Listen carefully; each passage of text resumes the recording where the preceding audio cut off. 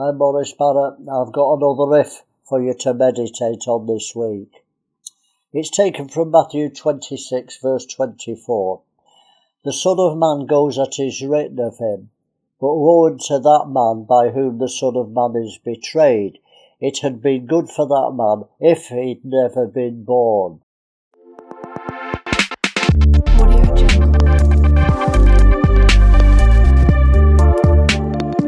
Jesus is speaking to his disciples in the upper room. They'd just taken the Passover, he'd washed the feet, and then after the supper, after the Passover meal, he'd had the communion meal. And he was talking about Judas Iscariot, who betrayed Jesus for money. He said it was good for that man if he'd never been born. I believe Judas was damned. I do believe that you can be cut off from your salvation.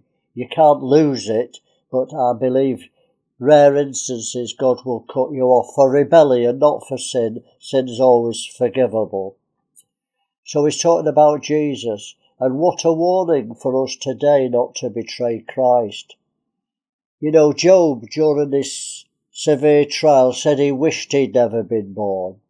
Let me read what he said, Job 3, verse 10 and 11. Because it shut not up the doors of my mother's womb, nor hid mine eyes from sorrow.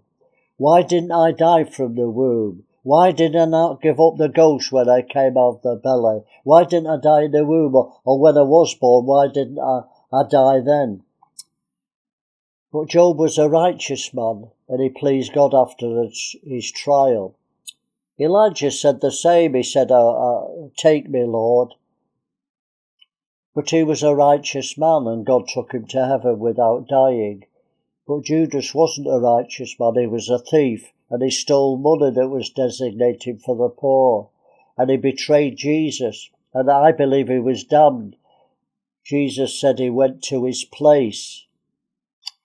I believe that was the lake of fire and damnation. Well, let me read what Paul says in his letter to the Hebrews. He's talking to the church, not the unbelievers. That's why I believe you can be cut off. Not lose your salvation. You can't lose it. It's secure. But God can cut you off. I believe a saved person can be damned. Paul says this, if we sin willfully, so all sin can be forgiven, but this is rebellion. After we've received the knowledge of the truth, there remains no sacrifice for sins. No sacrifice for sins, no forgiveness, but a fearful looking for the judgment and fiery indignation which shall devour the adversaries.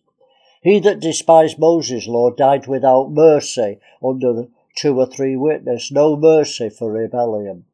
Of how much sorer punishment do you suppose he shall be thought worthy, who trodden underfoot the Son of God, and counted the blood of the covenant, where was he sanctified an unholy thing, and has done despite to the grace of God. We're saved by grace. If you've fallen from grace, you've lost your salvation surely.